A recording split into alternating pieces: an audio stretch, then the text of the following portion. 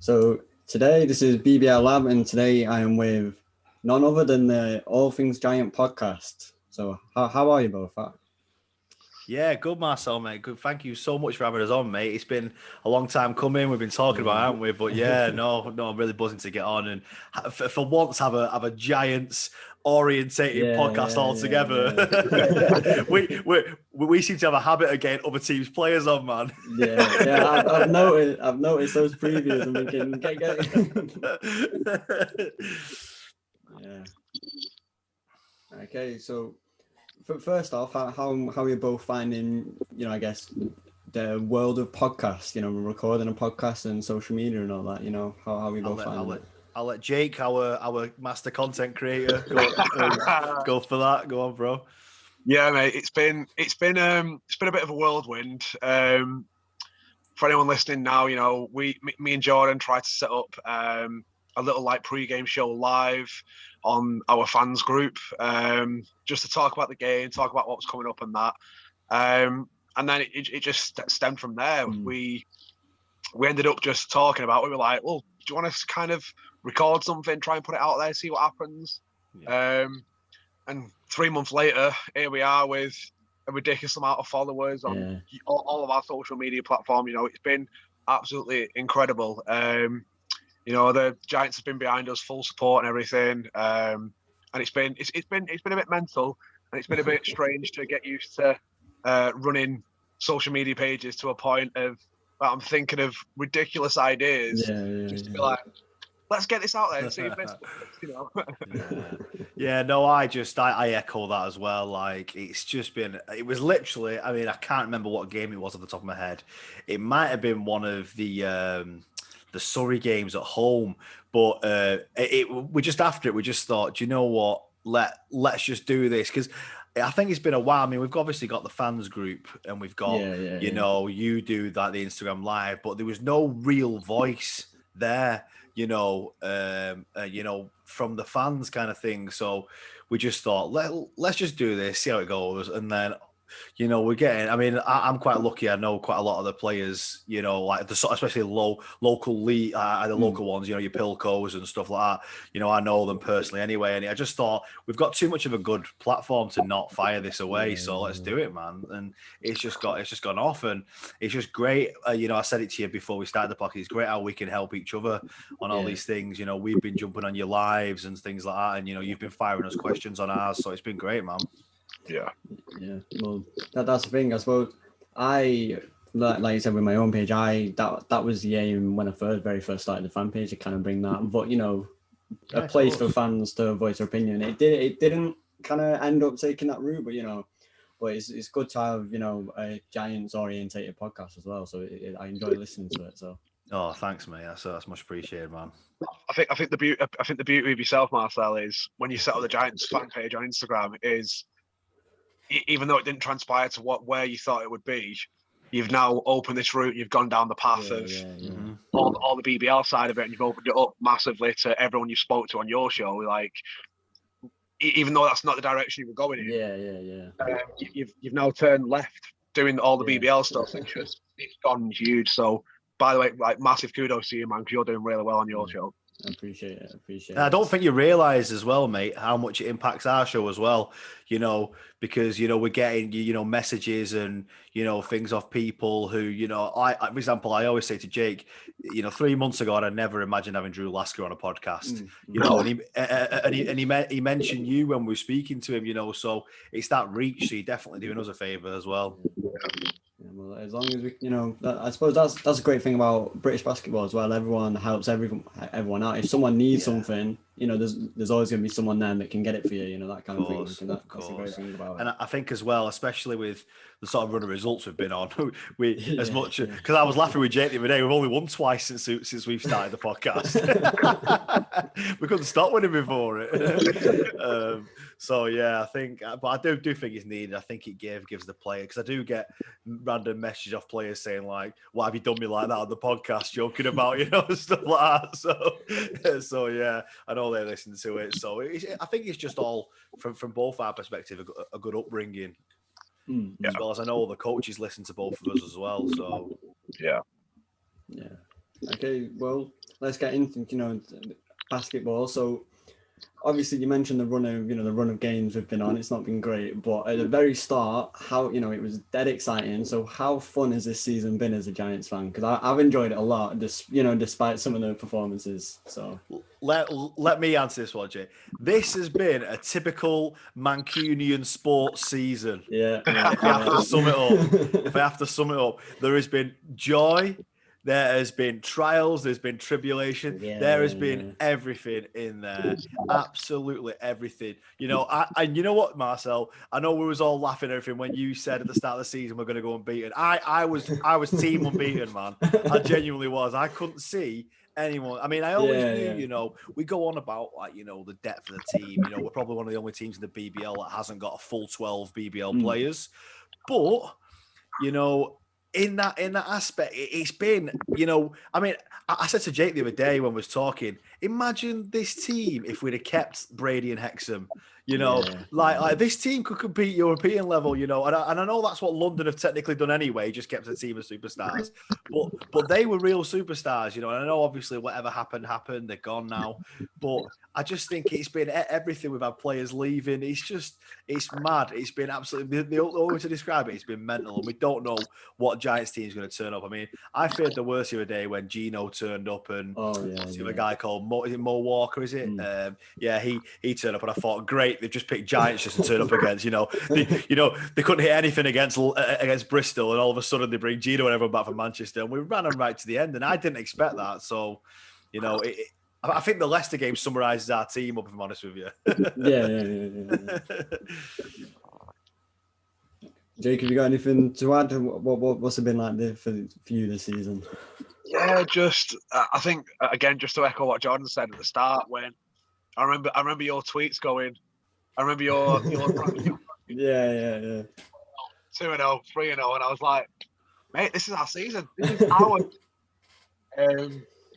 But regardless of results, I think obviously it's been echoed up and down the league, up and down the country.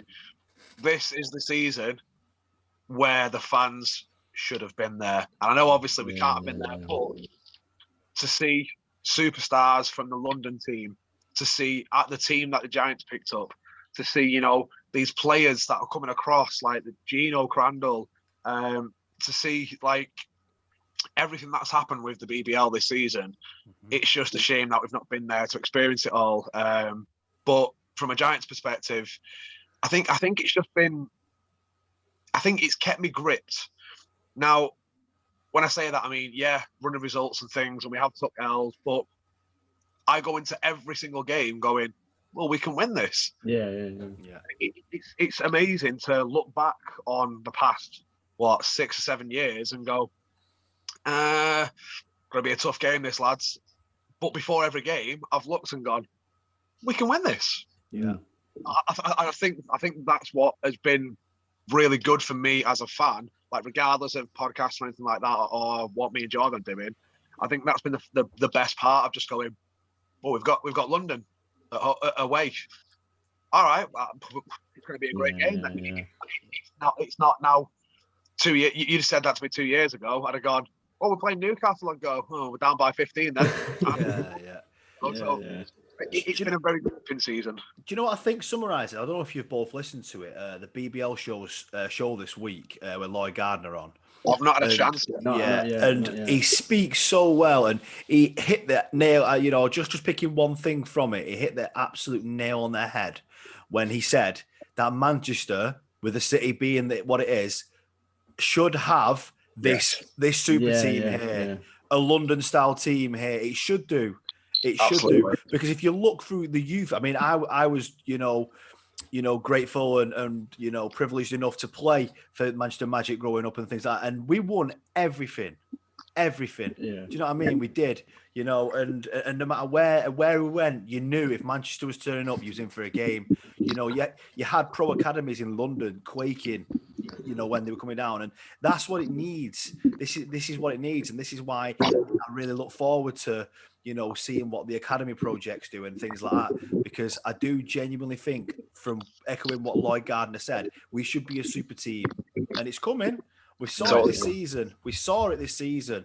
You know, with the signings we've made, just got to look at that. You know, if you look at it as a whole, Lyle Hexham, NBA Summer League experience, Breon Brady, D1 experience, season pro, Sam Cassell, you know what I mean? You know, DJ, one of the most seasoned pros going at the moment, you know, which is proving, you know, Justin Satchel, you know, massive experience, and he's played for probably the best team in South America. You know, Aaron Jeramipour, you know, I thought, was he an MVP in the age of FIBA basket? You know what I mean? Come on, man, come on. You know, this is recruitment. This is what's going to happen, and this is what. If you want to stay positive as a Giants fan, this is what's to come next season for me. This is what's to come because this is just the start. Totally. Well, that's the thing. I think I was saying that to someone, what you just said, what Luke Gardner just said, that, you know, Manchester's as big of a city as London, you know, near enough. Why shouldn't we have this, you know, kind of team? We should be up there, you know, with the likes of London, because we're one of the biggest cities. So. Yeah, and if you look at the earlier game in the season, you know, realistically, we should have got beat that game. We was a better team than London that day, you know. And for me, you know, you should never lose a 17-point lead in a basketball match. You should never lose a game from there. Do you know what I mean? You shouldn't really lose a game from 10 points, but things happen in basketball. But 17 points was a lot, you know. But, you know, from speaking to the players, I spoke to Ulfie about it and stuff like that, and they said they learned so much from that game. You know, It was mad. So yeah. But like I said, to Giants fans out there, this, and not just Giants, but everyone in the BBL, this is just a start of this. Just a start. And we're learning from this season. That's the main thing. We've got to learn from this season. Yeah. So, we may as well call it the end of the season. Well, it's not, but, you know, we'll do our awards, because you could say the Giants season's kind of, you know, over. I hope we make the playoffs, but it's not, you know, as the game's going, it's looking less and less likely. So, who's both your MVPs for this year? Oh, Giants MVP. Oh, this is really tough for me.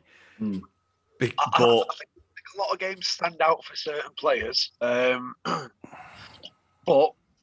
for me, it's between two. I think it's going to be the same two as me. Yeah. I think. I've got two. Yeah. They're my two. Yeah, Ulf and DJ. For me, I think when you look at consistency, and the thing is now we've got, how many games is it left? Is it 7? Is it? Yeah. You know, if Justin Satchel goes on to get a load more 30-point games, then he can be in that bracket. But as it stands now, you've got to look at consistency. You know, you've got, and for me, the reason why I think David Ulf edges it is because this guy's only been a pro for half a season before this season. Yeah. He knows he is, but he's undersized as a big man. Yeah. But he still gets it. I hate using the word undersized because there's no such thing realistically. But you look at the modern world, he is. You know, he bullied Nelson Henry the other day in parts of that game. You only have to look. You only have to look at 2 plays in that game which says Ulf's ready to keep hitting the big time.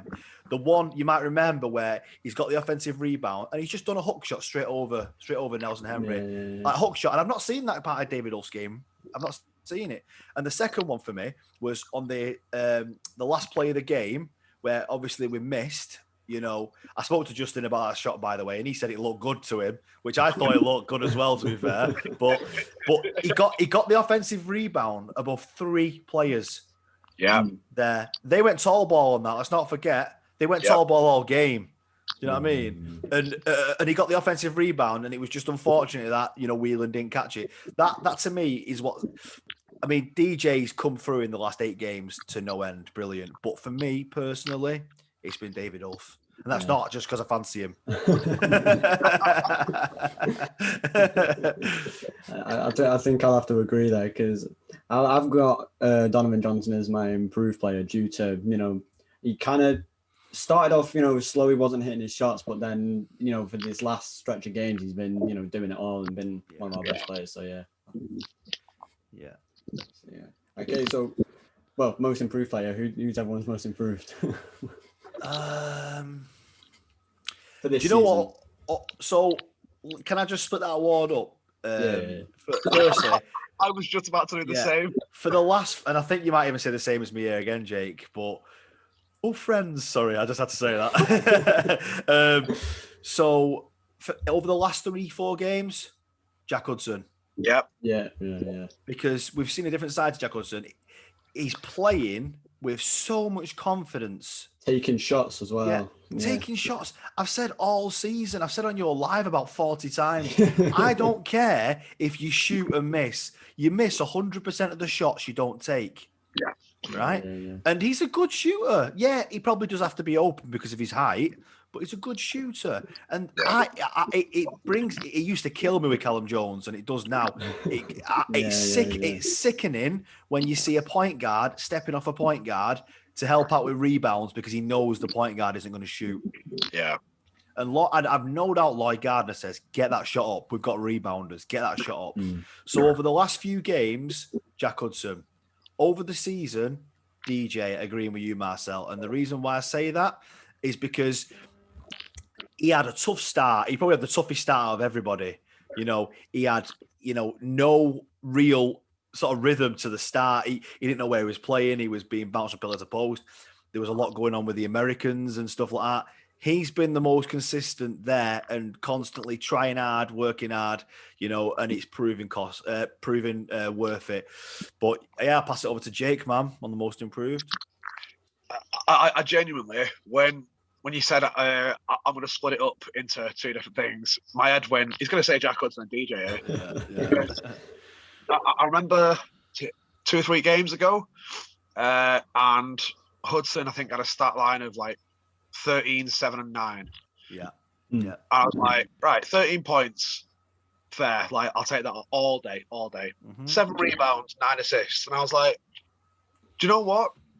And a whole man's up now. I very harshly said he should be doing that. He should be average Jackson season. He should be doing that every game. I know, obviously, with the rotations that are happening, you've got a mix of Whelan, Jack, and Sam, like kind of bringing the ball up and things. So it was hard to say that, but I was like, from where he's come at the start of the season, where he was making more turnovers and assists, and now he's got to the point where, like you said, he's having these 3 or 4 games where you can see him shooting, you can see him driving, you can see his passes are like hitting the mark and making that extra pass and that extra play. Yeah. So yeah, I agree. Past few games, it's Hudson all day for me. And again, I'm gonna stick with you guys because I think you're right, DJ, for the entire season. He was behind on the games when all the Americans started, but he couldn't. And then he's still finding his feet, like you said, because we didn't really have that. I think it was in the mix of Brady being out and Hexam being injured, and then he was trying to slot in and help out with their roles. So, but yeah, that now he's as we say in position for where he plays. As a two-way player, phenomenal, absolutely phenomenal. Yeah. Well, just adding on to the Jack Hudson point about his shooting, the thing is, players know it that he can shoot. I think it was last season I was speaking to Kyle Carey, of Cheshire Phoenix, and he was saying he's played against him or whatever in D1 or whatever, and he says he knows he can shoot, but he just doesn't take them. And then I think it was the last game of the season. I think Jack took a 3-pointer, and Kyle Carey messaged me saying he needs to do this more. So it's known league-wide that he can shoot, but it's also known league-wide that he doesn't shoot. So exactly. That's why I say it kills when they step off him. You only have to look. I mean, when I was growing up, I know he's a couple of years younger than me. When I was growing up, we heard about Jack Hudson. We knew when he was playing for Mersey when he was like, what was it, 15 or something? Yeah. We heard about it. We knew he was going to be this up-and-coming star. And you only have to look at the I was there for it actually, but the D2 final for Liverpool, the defense that was getting played on him. I mean, they was quite fortunate to have Ulf, Rangeley, Pilco, so that that's a BBL team there. But the defense he had to play on him was that, and he had that double threat where that he could just pass the ball as well. He could do these as we see with Ulf. So yeah, definitely, man. Yeah. Well. So we'll do those same awards, but we'll do them BBL wide. So MVP, for the whole of the league. I've got people in mind. I've got, I think, 2 or 3, but I'll let you two go first. Oh. See, I've got 3 names in my head, right? I bet I've got 2 of them. I think we can probably all have. So, the 3 names, I think, are pretty obvious up and down the league for anyone that watches the BBL. But I'm going to split them down into, like, I reckon a lot of big percentage of people that watch British basketball will want DeAndre Liggins to win this. Yeah.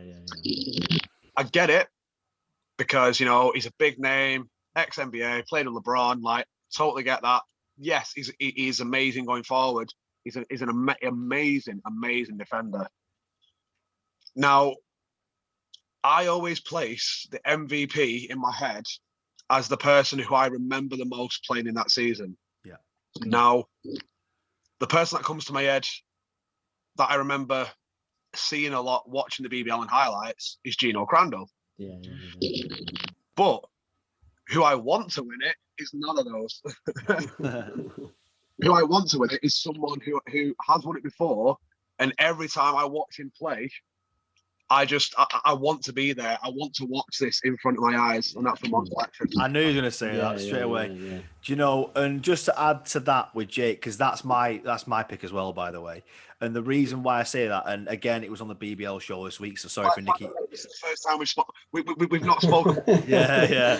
No, I was going to say, if you're planning your answers. No, again, it was mentioned on the BBL show, so sorry, boys, for nicking your content, but but he leads the league in everything. Yeah. Absolutely everything, And Gino's missed a couple of games, but it is what it is. It's a long season. He leads. He's a leader. He's a leader, I always think a captain at basketball is very different to a captain at football and things like that. Yeah. But a captain at basketball, you do a lot of your talking while you got the ball in your hand. I think personally for me, and I think that's why point guards make the best captains. For example, why LeBron took up the ball with Lakers, he's never been a point guard before, really. Do you know what I mean? But that just kind of proves a point. But with Ramon Fletcher, to lead the league in everything near enough, and his shot percentages, his high percentage shots every time. He doesn't just fire the ball up. He knows he's effective home and away with everything. Yeah. He's got no real weakness in my eye. He's probably his real weakness is his height. You know what I mean? Yeah. But he can get up. We know that. So and for a guy he's in his 30s, isn't he? I think he's like 32 or something. He's 33. For a guy to still be doing that at that level for as long as he's been doing it, and again, what the BBL show said is bang on. People like that need to stay in this league. We need lifelong BBL players, and people like that need to stay in this league. I understand 100% what Jake says, because one thing that Jake hit the nail on the head on was the BBL will want DeAndre Liggins to win the MVP because it's there. It's in lights. DeAndre Liggins, ex-NBA player, wins. Wins LeBron James wins BBL MVP. Yeah. I mean, I watched the Plymouth game, and he was one of a few players who did really well in that game. And it was he got most of his points from free. I think over half of his points were on free throws. And I'm not just saying that because I love supporting the underdog, but I'm saying it because the BBL will want that because it's good content for the BBL. Yeah, and they'll want to keep players like that in the BBL, but if they give him everything, he's just going to go again. I mean, you know what I mean? But I don't know. But as it stands for me, even though I love Gino's game and everything like that, I just think Ramon is a standout for me. And I really, really hope Newcastle do well. I really do. Yeah. Well, the thing is, like you said, from a marketing standpoint and from a promotion standpoint, it makes sense to give DeAndre Liggins the MVP because it might bring in new fans because of his name. Yeah. My MVP is Gino Crandall. For also with Ramon Fletcher, the thing is with Ramon, I think I saw it on BBL Fix. It might have been a couple months ago. I think he had like 2 points at the half, and he might have finished with like 22 points, and then won Newcastle the game. And it's things like that show he's most valuable to the Eagles and anyone else is to their respective team. We can just turn it on when he needs to in order to win the game. It's stupid. Definitely. And I'm really struggling thinking. defensive players, because the same names come into your head. Yeah. But you know what I'll tell you is an underrated defender for me personally, Dirk Williams. Yep. I think if you had to prototype a perfect basketballer, Yeah. it would be Dirk Williams. Oh yeah, it really athletic, would. tall, perfect, lights out shooter. If you had to do it, and I for me, just I think he needs no introduction, he needs no explanation. But for me personally, I saw him when he played against us, and I know he wasn't in the best of form and all that lot, but it's just so intense, man. He really is so intense, and there's a few players who I think could get that defensive award for me, but I think for personally, it's got to be him. I also think DJ is right up there, right up there, like because he had to play defense to some big guys, big guys. When he was matching up against Prince Eba the other week, I could just picture him thinking, I didn't sign up for this, man. I didn't sign up for this. We all love a challenge, but this is ridiculous. The guy's called Prince. Yeah. So Jake, who's your defensive player? I think obviously watching more Giants content than the rest of the BBL, DJ strikes my head straight away because I don't know if anyone keeps count or has any stats out there, but he's got to be leading the league in charges taken. He's got to be. Yeah. I think Jack could be up there as well, if I'm honest with you. Yeah. I'm a bit of a stickler when it comes to a defensive player because I remember the kind of the tight D. I don't look for the big shot blocks. I don't look for I look for that intensity of that defender pretty much being in the offensive person shorts. I want when I see people like Connor Washington has always been that he's in your face, he's non-stop, he'll defend you to the end of this earth. Ricky McGill is an underrated. Oh, you are horrible. I was just going to pick him for most improved as well. I think he's a very underrated defender. Yeah, he is, yeah. Don't forget, he came up to this league late as well, Yeah. He was a couple of, 3 or 4 weeks later, something like that. Yeah. In and just made that huge impact. And to be fair, if he started the league when the league started and he was there ready at Plymouth, I reckon he'd be in the conversation. He'd be at the table for MVP as well. Yeah. He's. I think that's why I'm picking. The reason why I say it because he came in late and he didn't start amazing. And for me, I know sometimes people look a bit down on the most improved award because you've improved kind of thing, but it's all. I think it's a massive one in the fact that you're being recognised within the league. DJ again, he's up there for me. He started very quietly and just gone all out for it.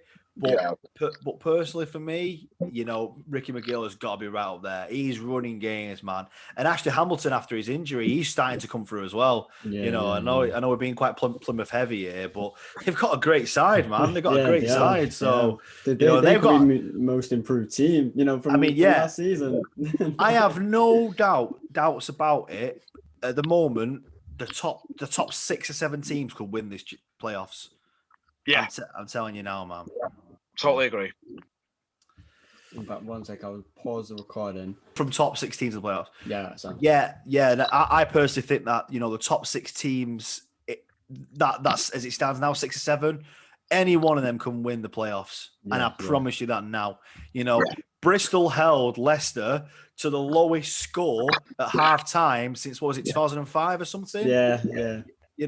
That is impressive. I mean, we know Bristol do live up to the name. They're flyers. They got some big guys. Man. Yeah.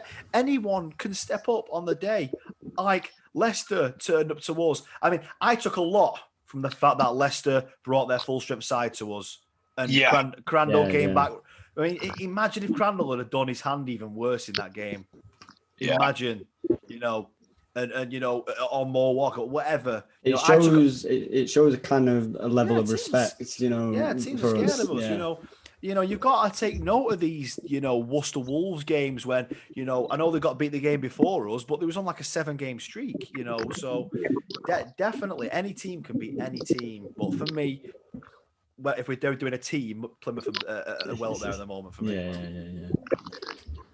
Okay, well, did we? Yeah, we picked a defensive player, didn't we? Yeah. Okay, so back to the Giants. Expectations for next season. We can talk about who we think will return as well. But yeah, so expectations for next season. We're gonna win the league. Honestly, I think it's just a case of. I think you just said it there, Marcel. Who's staying for one? Yeah. Who I want to stay and who I think might stay is, you know, I think your 3 local pillars: Hudson, Ulf, Whelan. Yeah. I think that's set. Yeah. I reckon they're pretty set. I really want DJ to stay. I really want DJ to stay next season. Satch has got a very good chance of staying. And again, like obviously, I don't want the players that I've not mentioned there to listen to this and go, "Oh, nice one, Jake." Like, Yeah. You know, end of the day, it's a professional league. They could, you know, jump on over to Cheshire. They could jump on across to Europe. You know, who knows? But I reckon if we keep those players I mentioned, you know, first off, you've got a strong starting 5, but expectation for next season for me is exactly what we just talked about earlier in the show. Build up that super team. Yeah. I think next year, next season, and even the season after that, we are building towards what London wanted to do this season in doing the Big 4. I reckon genuinely the Giants and the back staff and the players, the coach, I reckon in their head, in the next 2 seasons they want at least 2 trophies. Yeah. I mean, yeah. I mean, just to echo what Jake said, absolutely bang on. We do need that super team. I think for me personally, and I think you both agree, we can't afford for it to be another experimental season. We can't afford that. You know, this needs to be the pinnacle now. This is where we need to do it. You know, Giants are too big of a club. We've got a lot of history, you know, to be sitting where we are, man. I mean, Glasgow are, you know, that's a joke. Yeah. That's a joke, you know, but you know, Giants are too big of a club to be sat down there. We can't afford for it to be, you know, a testing season. We need 12 BBL players next season. The hand's going to have to go firmly in the pocket. Now, regarding the Americans, if you ask me who's most likely to stay, DJ for me. Yeah, I think DJ is the one that he's most likely to stay. I know, you know, players like Aaron and Justin and things like that, they've come from some big leagues and we can't pay that kind of money. We can't pay that, you know, and at the end of the day, you know, they've got families to feed, they've got livelihoods to make. Do you know what I mean? So for me personally, you know, this is, you know, probably the end of the road for some of them. We need to definitely keep the pillars there. And if we can pay the guys, then pay them. I'd take this team next season. But we do need to add probably 3 extra pure BBL players. Lloyd Gardner will have his own players. You know, we know he's worked well with Will Neighbour. Not say anything in there. You know, just think. But you know what I mean? He's worked with a lot of the players that are in and around the league in Europe. And so yeah. For me personally, it's going to be a great season. But we cannot afford. And if any of the Giants staff or anyone's, you know, look at this, I'm saying this as a voice of a fan and the fans. This next season can't be an experimental season. We need to go for it. We need to go for everything and fight on all fronts. Yeah, definitely. So because we've got like 7 games as we mentioned. So obviously we've got those, you know, younger guys on the bench like Tyrell, you know, Franklin Agu, Joe Hayes. For these games where they don't mean as much, would you say, I guess, give them more, you know, more minutes, you know, to get them prepared and get them used to, you know, basketball? Yeah, definitely. Sorry to jump in there, Jay, but these guys are good professional basketballers, and they will be. You know, I know for a fact Franklin was supposed to be in Europe this season. You know, Franklin is going to be a beast, and I'm telling you that now. I'm not just saying that because he's my mate, but I'm telling you now he's going to be a beast. The guy's 6'6", what is he, 18? You know, he's got 4 years left of growing in him. He's going to be 6'8". You know what I mean? 6'9". He's going to be a beast and he's athletic. So I'm telling you now, these guys aren't just there to on the bench. What they need to do, because you can have as many players as you want on the bench, as we've seen Leicester brought about 42 players the other day. Yeah, you know what they I mean? always do. They always do. Yeah, That, yeah. We need to have 12 BBL players and then the youth. Yeah. You know what I mean? Then the youth. So let's just go with that. And I know it's going to be tough and it's going to be monetary expensive, but that's exactly what we need to do. Yeah. Just go for it. Okay. I think on that note, just to play devil's advocate, I think it's tough to let let's say the bench and role players to have more minutes, just to the fact that we've got to remember these players still want minutes and still want to boost their stats for wherever they're going. Of course. Yeah, because it could kill them. It could kill them. You know what I mean? If you played them all against London from the start, it could kill the career. You know I say this to Justin all the time. Every single game you're playing for next season. That's what happens. You know what I mean? You'll get cut like that, mate, in basketball. You know, we've all experienced it in any level. You'll get cut. So, you know, you got to treat a game like last, and it's not fair to put these guys out. You know, I mean, they did well against London, don't get me wrong, but it won't be fair. It won't be fair to be giving them, 15, 20 minutes. They'll run all day for you, but, skill-wise, it's not always there, and that's what they need to learn. These are all learning seasons, so. Yeah.